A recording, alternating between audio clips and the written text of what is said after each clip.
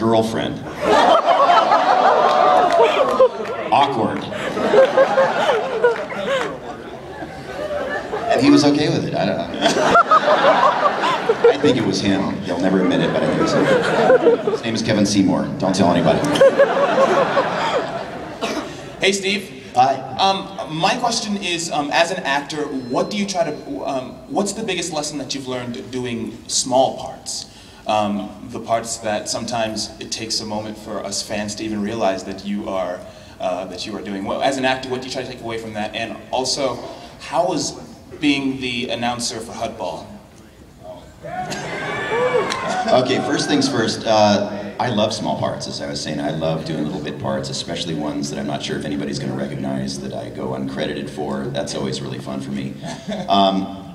All of us do that, and I think I enjoy it more than most actors, and maybe because I've gotten to do some of the bigger roles too, and some actors haven't gotten to do as many big roles, so they may not like them as much as I do, because it's work. I mean, you're coming in there and you're usually doing the stuff that the guys with the lead roles either don't have time to do or don't want to do, because it usually involves screaming and dying or something like that. In fact, Vic Mignogna wrote a song called Soldier A, because we have all been Soldier A, and so I don't mind it. I like it. I have no problem with it, and part of that is because there's no commitment to it. I really don't have to worry. I just kind of go in, make up something, and go on to the next thing. So it's easy for me.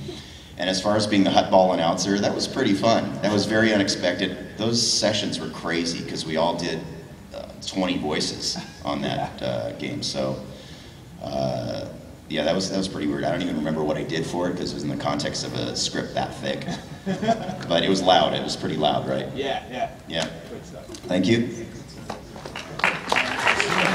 Hi, Steve. Hi.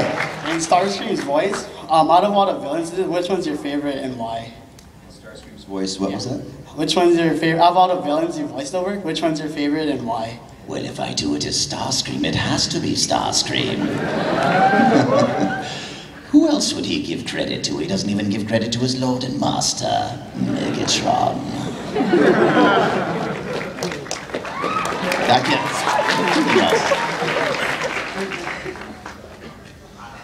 Buenas, Steve. I'm from Spain. Just wanted to say, as an excellent voice actor, I really appreciate your talent. What I really wanted to ask you was, outside of being a terrific voice actor, what other types of roles have you thought of doing, like directing, animation, anything like that? I don't really care to do anything else. I directed one thing a long time ago. I don't even remember what it was called. It was a live action thing where it was such a low budget, one of my friends asked me to come in and help him out with this thing. And it was this female superhero, and I had to do all the male voices. I brought in two of my friends to do it, Bridget Hoffman and Leah Sargent came in to help me with this show, and they did all the female voices in the thing. It was a martial arts type film. And we couldn't get paid for the thing. And it was brutal because we had to write the script on the fly, and it was such a terrible directing experience. I feel guilty about not getting them paid their full rate to this day, and that was like 10 years ago. It was so painful for me that I just didn't want to do it again. It kind of jaded me towards the whole directing experience. I didn't want to be on that side of it. And as far as on camera acting, I had kind of a bad taste of that too. I didn't like the audition process. I think it's kind of mean. And I think it's rough on people when they're getting in the business to be judged by how you look rather than what you can do. So I'm very happy to be a voice monkey. I have more of a face for radio anyway, so I'm really okay with that. I'm really okay with that. And I do like the anonymity that goes with being a voice actor. I mean, here you guys know what I look like, but when I go home, nobody has any idea who I am. I can walk the streets, I can have a normal life. So I really like that. And I don't make the big money like the big celebrities do, but I make enough to have a comfortable living, and that's all I could ask for. So, and have you guys.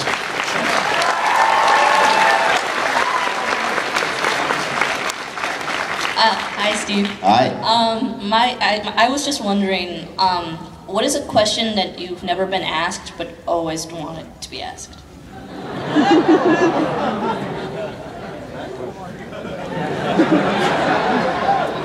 No, Frank already asked that one. What one? Boxers or briefs? Nothing, commando, baby. I haven't been asked that question, but thank you for bringing that to the table. Maybe over or under with the toilet paper question? I don't think I've ever been asked that. Over.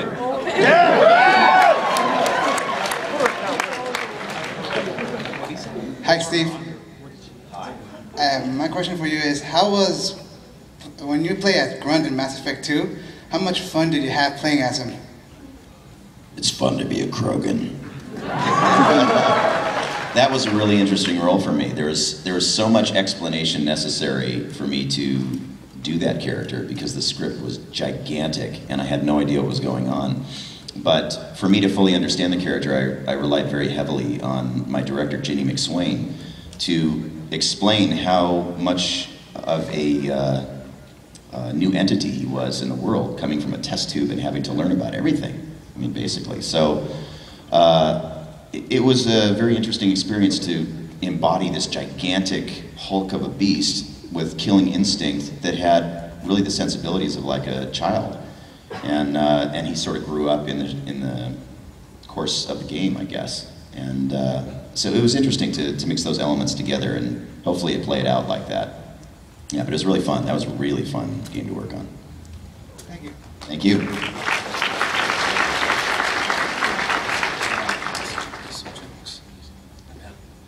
Hello, Steve. Hello. I was just wondering if you could tell a couple jokes that I've written down in Amon's voice.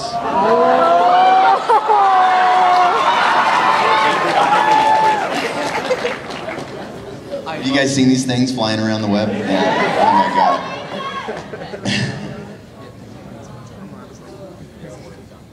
Suck.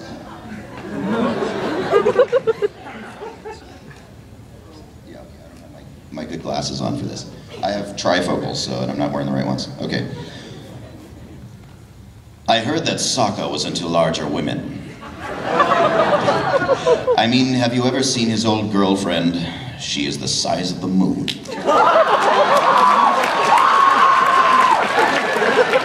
So evil. I didn't write these, okay? I am not accepting blame for this.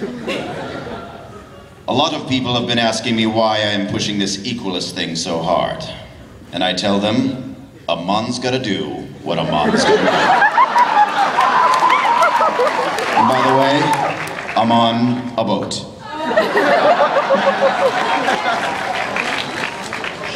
That was awful. That was awful. Wow. Hi, Steve. Hi. I wanted to ask, with all these people here, like we're here pretty much worshiping you on Sunday. What keeps you grounded? Oh, don't go there. I'm sorry, God. I'm still worshiping you. What keeps you humbled and like, what keeps you to be such a cool guy with everything that goes on for you? I have people around me that love me and know that I fart and burp.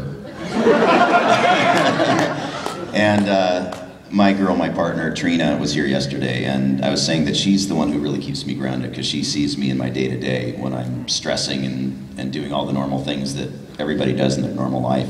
So when I come home from here with my big fat ego, she'll say, "Great, welcome home, now clean up the dog crap in the backyard." And it kind of, you know, everything shrinks all at once and puckers up, and I come back to normal. But I think that's really important for anybody who does anything in media, whether it's music or film or anything in media where you start to get some level of fame, that you surround yourself with people who love you and know you for who you are and who you were before all of this happened. And that really helps me to keep grounded. And I have my son Jeremy is here with me, and Jared, stand up, Jared.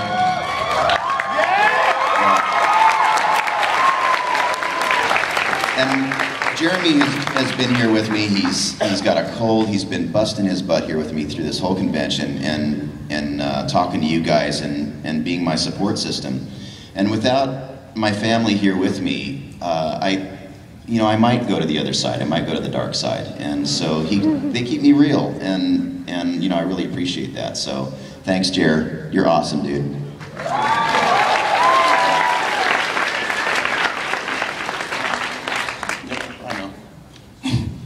Steve. Hi. My question isn't for you. Everyone, at the count of 3, let's give this man a thank you. 3, 2, 1. Thank you! I was about to say, let's jam.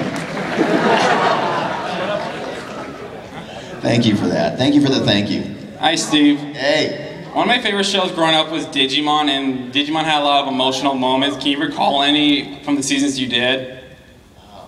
Blackboard Greymon. Blackboard Greymon. The most emotional, I don't remember any particular scenes necessarily, but I remember there was so much emotion and sensitivity between Gyomon and Chikachomon in particular. The love between them and how sweet and innocent that was something so different from all the cruel, evil monsters that I had been playing prior to that. And also, I love JP. JP was really awesome. Do you guys remember JP? Yeah! Yeah, I identified very strongly with JP because I was an overweight kid who sort of felt like he was on the fringes in school. I was the last one picked for softball, you know, that kind of thing. So, you know, I always felt like the odd man out. And in anime, I think one of the beautiful things about anime and the beautiful thing about AX and this whole community, this worldwide community, is that no matter what we look like, no matter you know, what we're into, here we find acceptance, we find friends, we find people that are into what we're into, and people that don't judge us for who we are. And so, for me personally and professionally, that was a profound moment playing JP.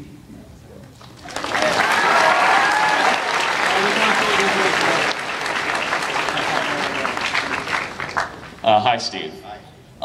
So I know that you're really well known for all your like badass roles, like Zabuza and Orochimaru and stuff.